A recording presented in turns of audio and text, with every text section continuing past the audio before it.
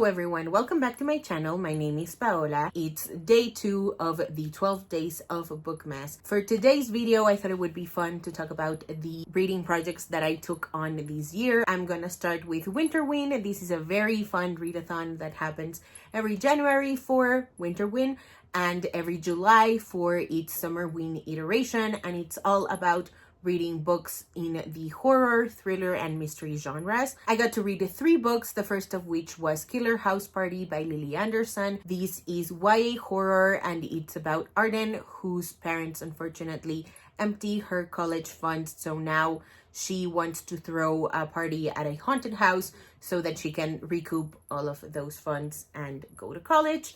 This was so fun. It was equal parts scary and funny, and also just like very exciting. It is definitely a page turner.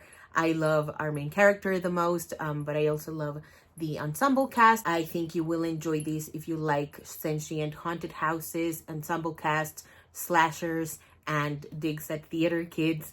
I also really loved the As Told by tales that happen every few chapters, where a sort of unexpected character gets to talk about what happened in the haunted house and what made it haunted.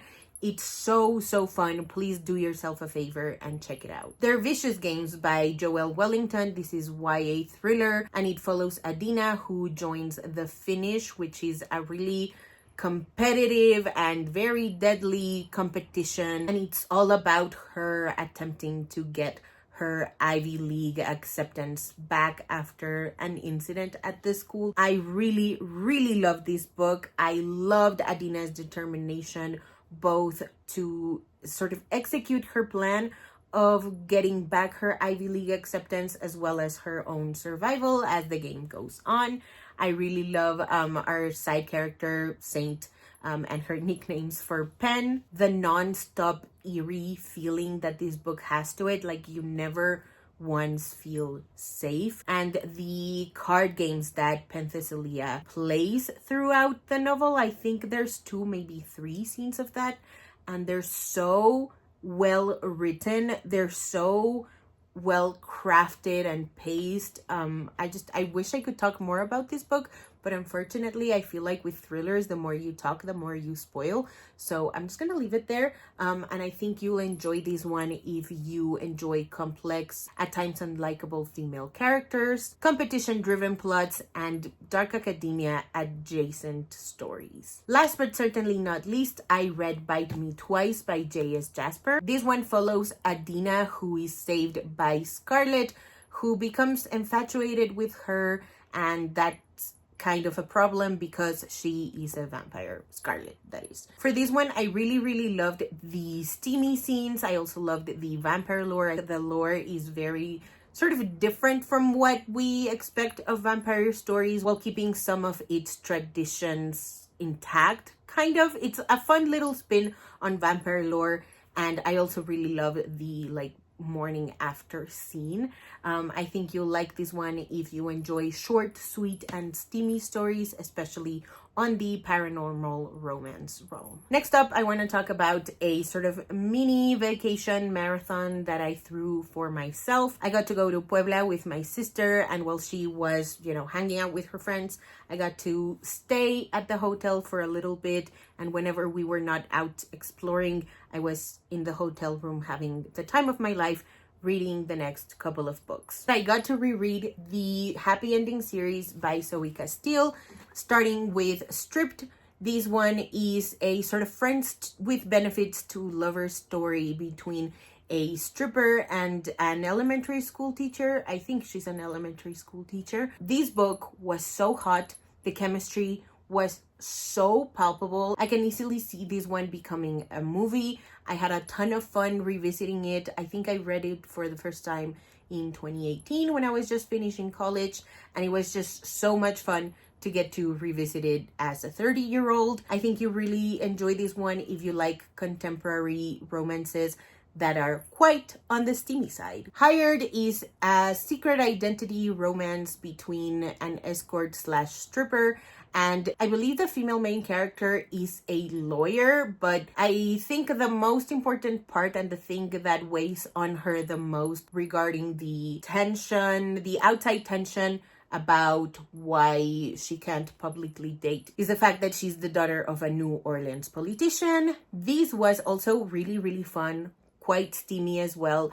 This one I think is a little sweeter than Stripped in the sense that it relies less on the sexual chemistry, I want to say, and more on the emotional connection. Whereas with Stripped, I think the sexual chemistry that the main characters have comes first and the emotional attachment evolves afterwards. Flashed is the third book in the Happy Endings trilogy, and this one is a Beauty and the Beast retelling featuring a former stripper who is now living as a recluse in his mansion in Montana and his caretaker. This one, I would say, is the hottest out of all of them in terms of the amount of sexy times that happen. I really love the emotional connection developing through time. It's a little bit of a slow burn, kind of, but not really. I guess you'll just have to read it to find out what I mean by that. For this one, I think my favorite thing was the new setting and being at like a big old house in Montana.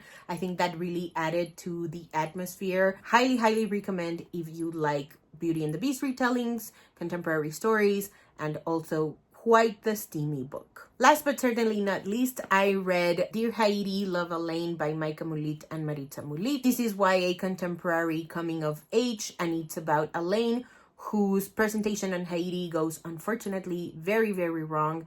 And so she is sent to Haiti to sort of learn more about the first Black Republic, as well as her own family as descendants of one of the liberators of Haiti. I love this book. I love how it goes deep into like the good, the bad, and the ugly that comes with Elaine's family being in power.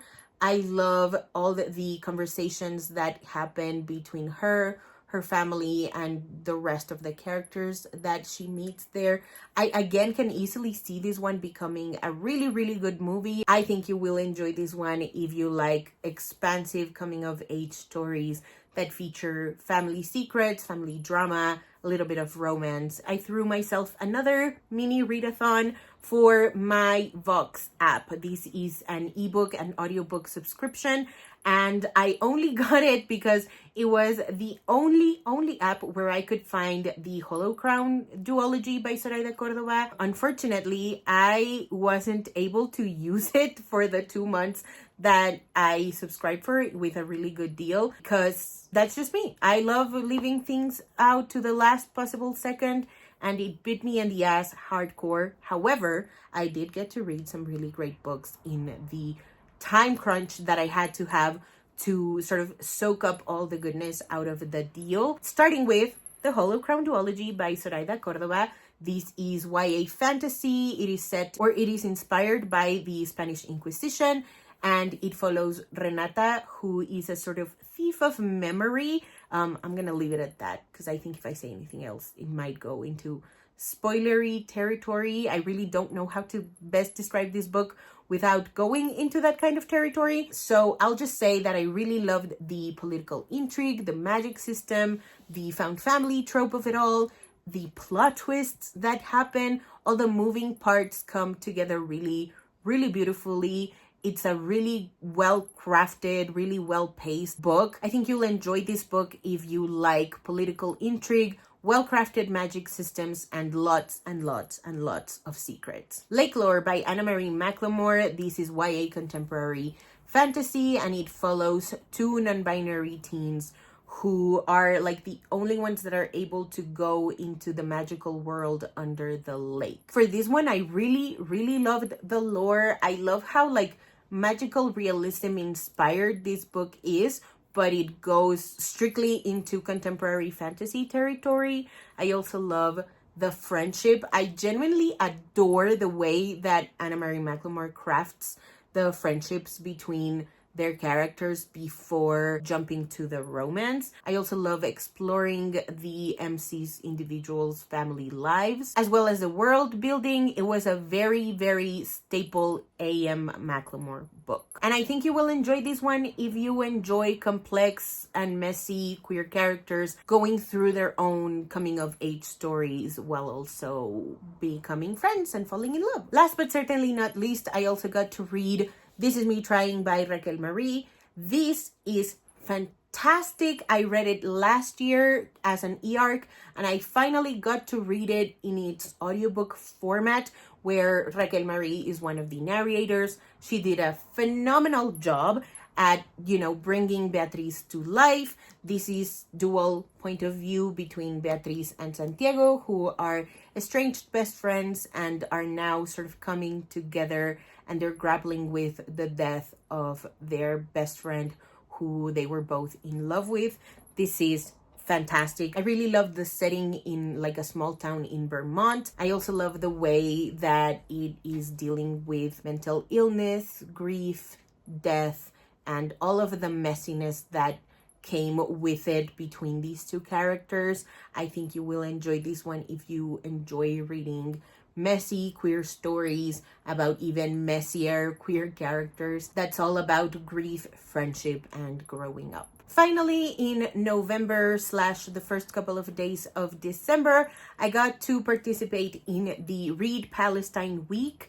I was so excited that I got to join this time around, and I got to read 4 different books. First up, I want to talk about Things You May Find Hidden in My Ear by Mossab Abu Toha. This is a collection of poems about the author's life in Gaza, where I adored the musicality of the author's writing, the rawness of them too.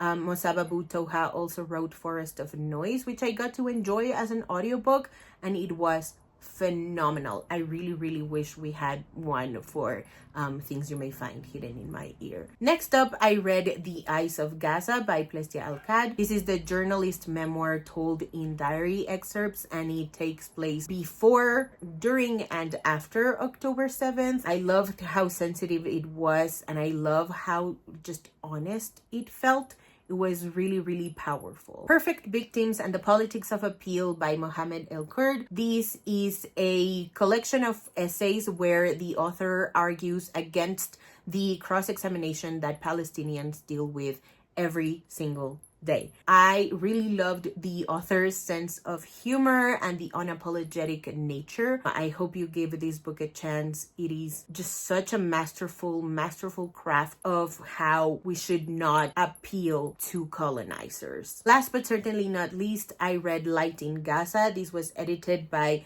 Jehad Abu Salim, Jennifer Bing, and Mike Merriman Lutz. I hope I'm pronouncing that right. This is an anthology featuring academic and personal essays, and it's all about today's life in Gaza. It really took me by surprise how academic some of these essays were, but they were so good. I really love the ones about AI and the arts.